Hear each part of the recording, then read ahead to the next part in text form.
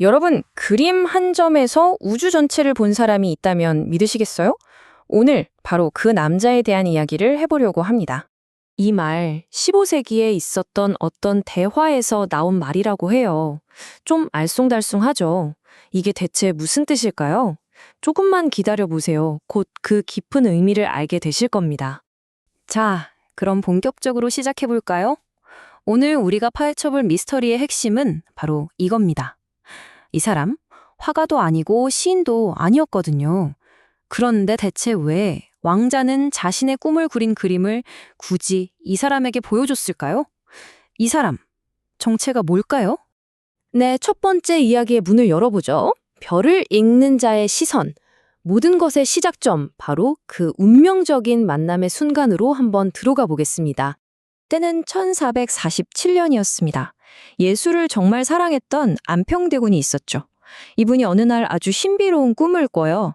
바로 신화에나 나올 법한 복숭아꽃 마을 도원으로 떠나는 꿈이었죠. 그리고 이걸 그림으로 남기게 하는데 그게 바로 그 유명한 몽유도원도입니다. 자, 여기서부터가 정말 흥미로운 지점입니다. 안평대군은 이 그림을 주변의 신하들에게 보여주면서 그 의미를 물어봐요. 시인들은 당연히 신화적인 아름다움을 노래했고요. 학자들은 그 안에 담긴 상징이 뭐냐 이걸 니에 토론했죠. 그런데 딱 한 사람, 김담이라는 인물은 완전히 다른 걸 봤습니다. 김담의 해석은 바로 이랬습니다. 와, 대단하지 않나요? 그는 신화나 상징이 아니라 천문학, 그러니까 우주의 질서를 본 거예요. 그림 속에서 우주의 움직임을 읽어낸 거죠. 아니 대체 그림을 보고 이런 해석을 하는 사람은 누굴까요? 자, 그럼 다음 이야기로 넘어가서 이 미스테리한 인물 김담의 정체를 한번 제대로 알아보겠습니다. 네, 바로 이 사람이 김담입니다. 그냥 학자가 아니에요. 세종대왕 시절 그야말로 조선 최고의 천문학자이자 수학자, 그리고 나라의 중요한 관료였습니다. 국가의 과학기술을 맨 앞에서 이끌던 핵심 인물이었던 거죠. 그의 대표적인 업적이라고 하면 바로 칠정산을 빼놓을 수가 없는데요. 이게 그냥 달력이 아니에요. 이전까지 우리는 주로 중국의 시간을 기준으로 삼았거든요. 근데 칠정산은 조선 최초로 우리 수도 한양을 기준으로 만든 역법입니다. 이건 정말 대단한 일이었어요. 중국 베이징이 아니라 바로 이곳 한양의 하늘을 기준으로 시간을 계산했다는 거니까요.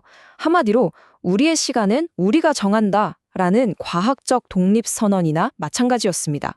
이분의 이력을 보면 정말 입이 떡 벌어집니다. 20살도 안 된 나이에 형이랑 같이 과거에 합격하고요. 1442년에는 동료 이순지와 함께 바로 그 혁명적인 역법서 칠정산을 완성합니다. 그리고 1447년에는 더 높은 시험에서 전국 2등을 차지해요. 그야말로 거침없는 천재의 길을 걸은 거죠. 세종대왕의 총애를 받으면서 젊은 나이에 이미 나라의 과학을 책임지는 위치에 있었던 겁니다. 지금 보시는 이게 바로 1435년에 김담이 과거에 합격했을 때 받은 교지 사본이에요. 그냥 전설 속 인물이 아니라 이렇게 실제로 역사 속에 존재했던 그의 성취를 보여주는 구체적인 증거라고 할 수 있죠. 자, 지금까지는 천재 과학자로서의 김담을 봤다면 이제부터는 그의 또 다른 면모, 그의 인품과 신념이 어땠는지를 한번 들여다볼게요. 그의 삶에 큰 전환점이 찾아옵니다. 1455년 수양대군, 그러니까 훗날의 세조가 어린 조카인 단종의 왕위를 빼앗는 쿠데타를 일으키죠. 우리가 계유정난이라고 부르는 바로 그 사건입니다. 이 사건으로 모든 신하들은 피할 수 없는 선택의 기로에 놓이게 됩니다. 김담 앞에도 두 개의 길이 놓였습니다. 하나는 권력의 길, 새로운 왕, 세조가 수도에서 높은 벼슬을 하라고 제안한 길이죠. 당시 이조판서 자리였으니 어마어마한 제안이었습니다.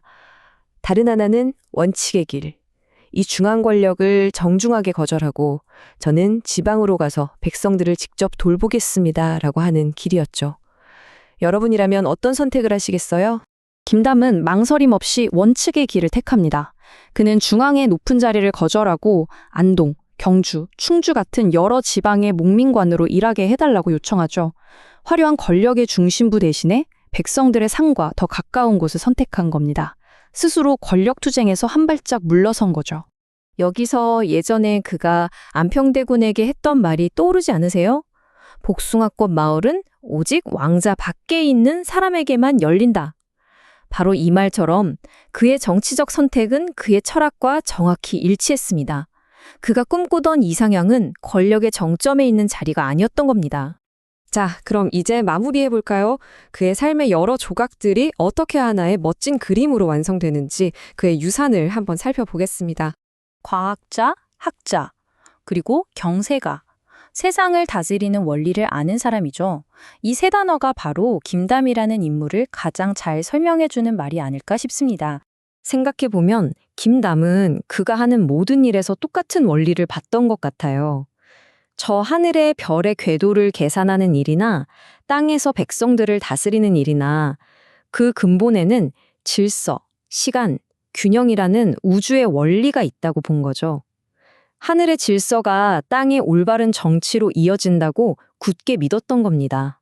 그는 이런 말을 남겼습니다. 하늘을 오랫동안 바라보면 스스로 자세를 바로잡게 됩니다.